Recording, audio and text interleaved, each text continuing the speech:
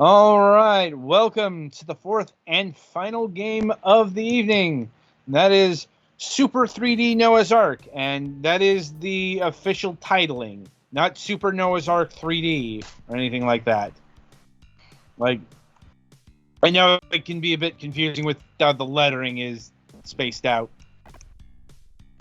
Anyway, so this is basically a part two to the review we recorded earlier in the evening.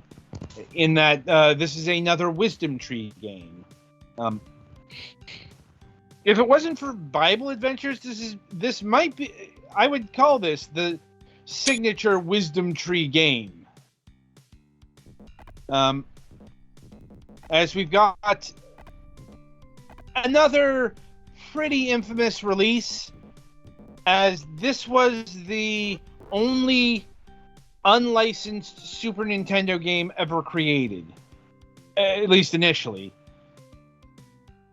The version we got on display here is actually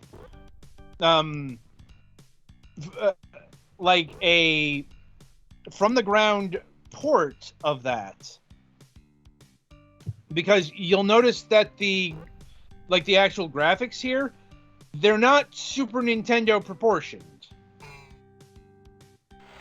You know, like Petty, what are you playing at 720 here? Looks something like that. Yeah, something Yeah. like that. It's probably a little lower, but My point is, like, you're in you're high def ish, and you know it's not pixels you could cut cheese off of. yeah, You know? it's running surprisingly well. Like, I wouldn't be surprised if this was an actual like recreation, or like I don't exactly know what's going on under the hood, except for the fact that I know that this isn't a port of the Super Nintendo game. Because Super Nintendo games didn't look this good, this blown up. Hmm. You know, especially something like, well, I'll call it what it is. This is basically Wolfenstein 3D, as this game very famously licensed the engine. One of the very first licensees for an id Software engine, if I recall.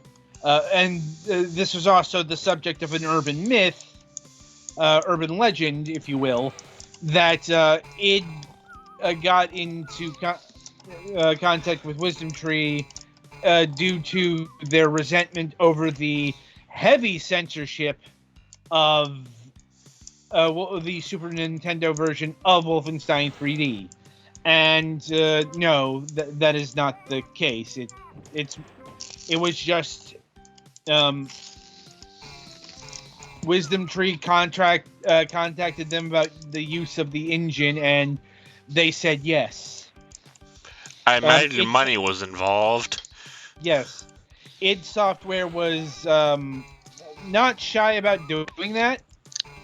Like, and you can tell that this is the Wolfenstein 3D engine, or id Tech 1 as we're calling it these days, due to some specific quirks of that engine. That is to say, everything is fucking right angles. In Wolfenstein 3D, 90 degrees is your friend. Anything more or less than 90 degrees means you have fucked up. Or you were doing super advanced wizardry. And or you've become a John Carmack level god, is what you're saying? more Tom Hall. Fair. I'm talking more about Rise of the Triad, which was actually on the Wolfenstein 3D engine, even though that was doing some like hyper advanced shit for the Wolfenstein 3D engine. Like it was doing some stuff that even like Doom wasn't doing. like they weren't doing in the Doom engine, I think, until Hexen. I'm a bit fuzzy on that. But my point is, Anyway, other giveaways are the score and live system. That shit was apparently hard coded into the engine because like anything that uses the Wolf 3D derived version of idTech has to have the score and the live system. And as far as how it plays, well, it plays like Wolfenstein 3D, basically. I'm not exactly sure why Petty's having such problems here.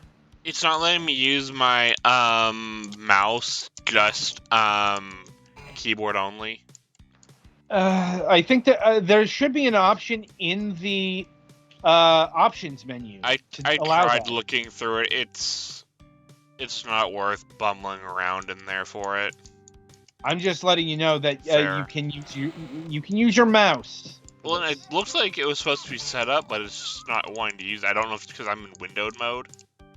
That's definitely a you problem because Yeah. I was able to control this with a keyboard and mouse.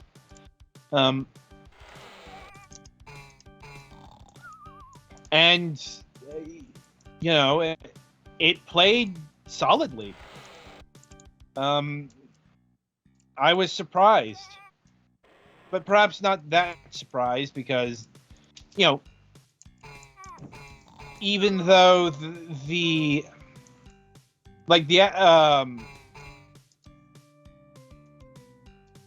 how do I put this?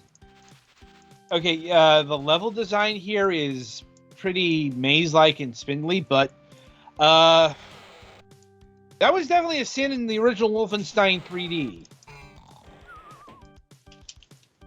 Like, basically, like most critiques I could lob at this game, I could lob at the original Wolfenstein 3D. You know, the cheap hit scanners. Oh, that was a Wolfenstein 3D standard. Yeah, like honestly, I think this game might be a bit more forgiving. In that regard, or no, I'm thinking of me because this game does actually have more weapon types than Wolfenstein 3D.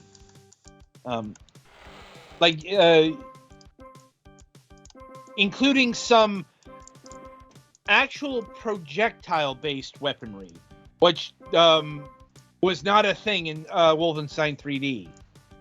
Like some of the higher tiered weaponry is actually dung powered, which is an actual physical object in the 3D space, as opposed to, you know, hit scanning.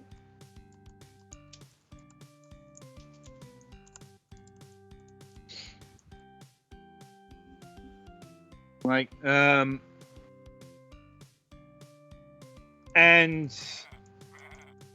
I suppose as far as the premise of the game, well, once again, it's more Bible stuff. As you are Noah, you are on the Ark. The Ark is apparently a giant fucking maze. Look, man, this thing is like entire cubits wide. Like, also, it's worth noting that Noah was carrying animals that the Bible had no idea existed, like kangaroos. And Golex, you sound pretty far away from your he's not mic. capturing them because they've already been captured because you're already on the Ark, but to recapture them after they've gotten loose or something, his tool of choice is the slingshot, which had definitely been invented. Yeah, Golex, we can't really hear you. I'm sorry, my mic was up. There we go. Yes. Also, his tool for this, I guess you can't say that they are being captured because you're already on the Ark, but they've gotten loose or something. And his tool for recapturing them is a slingshot, which had definitely been invented. Yeah, and you're slingshotting food into their gullets in order to tire them out. Fair enough. I know I get tired after I eat a lot. Like, And yeah, you'll have to deal with a lot of Nova's apparently carrying a lot of goats, and I mean, ostriches. there's a joke And- there. There is. It was actually originally supposed to be more than one pair of each, but yes. Yeah. Not to the extent of, oh hey, there are as many goats in Noah's Ark as there are Nazis in Wolfenstein. Funny about that. Like, but like I said, this, the game is definitely a bit clunky, but it's clunky in the ways that Wolfenstein 3D was clunky for the most part. I'd say that the biggest problems that Wisdom Tree brought to the table were artistic.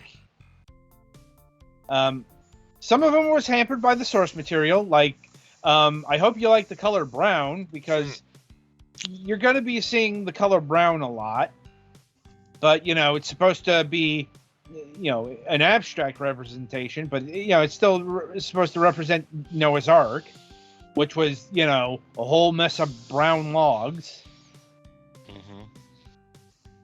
And you also have to deal with their chintzy art style and music choices. Which I'm subjecting the viewers to now. Indeed. Yeah, I'm like Noah looks awful. Absolutely god awful. And the paintings that they got, and replacing all the Nazi ephemera from Wolfenstein 3D is covered in very dollar store artwork. And God, there is something that just wants me to see parts where they missed, and there's just a straight super up launchers. Straight up fucking swastikas all over a room. Cantaloupe. Those were supposed to be melons. I'll be honest. They looked like shit.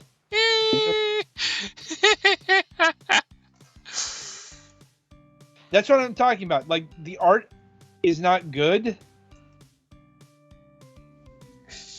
Yeah, and there's all the bosses. Unclean animals. Jesus. Yes. Unclean animal. I mean, it's true that there were clean and unclean animals. But that was more for eating purposes. Everyone's favorite biblical character, Bert the Bear. Yes. Oh. I will say that this is the fun part of reviewing the Wisdom Tree games. The cheesiness of their assets. I'm surprised they didn't give them biblical names, but I guess they're unclean animals, so. Oh, hey, the quizzes recover health. Yes. Yeah. And ammo.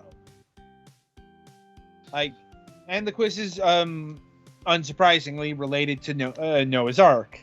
Shock. But yeah, those are cantaloupes you were firing, homie. Not balls of shit. I'm like, once again, look at them. Literally, look at this. I know. Look, like, those are super. Like, do those look like watermelons? No, they look like Shreksticles. Get out. God. I'd ask what's wrong with you, but I think I have an idea on the answer to that question. Well, I'll tell you something, is that the fact that I've had to review effectively 5 Wisdom Tree games or some shit tonight doesn't help. You? I'm like, I'm the one who actually the played fact that them I've all. had to participate in the reviewing of. Sorry, you're You've right. had to endure 5 Wisdom Tree games tonight. Yeah, I'm like, look, I'm the one who put 7 hours into this. Are you okay? Do we need to call someone? Like I said, the game was surprisingly decent in the fact that it was mostly Wolfenstein. And Wolfenstein, even in this mangled form, is still decent. Like, That's the trick. Like, the mechanics are fine. It's the art that's bad. Like, the actual art assets look terrible. The music is like, it's literally something I've heard from an elevator. Like, those are the really bad parts of this. See, once again, those are the really bad parts of the other Wisdom Tree games. We covered. Like, their audiovisual presentation was suboptimal at best. Like, or to put it more curtly, Jesus Christ, where's the mute button? No, he wouldn't be born for several hundred years. Get out. Yeah. See, there's the get ready. And yeah, instead of getting Nazi gold, you get fruit. And credit where it's due. They did make this as family friendly as you could out of Wolfenstein 3D. Mm-hmm. The objectively, at the time, least family-friendly game on the planet. One of what's them. not family friendly about shooting Nazis? Fair. Like- well, I mean, I guess technically, Custer's Revenge is a thing that exists, and oh god. Yeah. Well, it's like more Night Trap, Lethal Enforcers, and Mortal Kombat. You know, the actual games that were brought before the fucking Senate. Like, Mortal Kombat's probably more family unfriendly in that regard. Fair. And honestly, that's about it. Because yeah, if you played Wolfenstein 3D, you pretty much played this game. Because like I said, even the parts where you think that they would have more creative freedom, like not really. Like the maps are very maze-like Wolfenstein 3D's. The shooting gets monotonous like Wolfenstein 3D.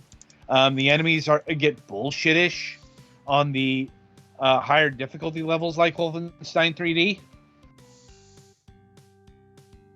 Like, the thing is there any point to playing this if you've played Wolfenstein 3D? Not really. Only to laugh at it, really. Like,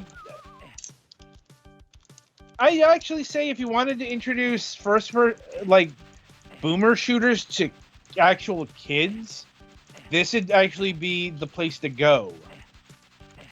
Not for the Christian content, but you know, the fact that you're putting animals to sleep, and I mean actual sleep here.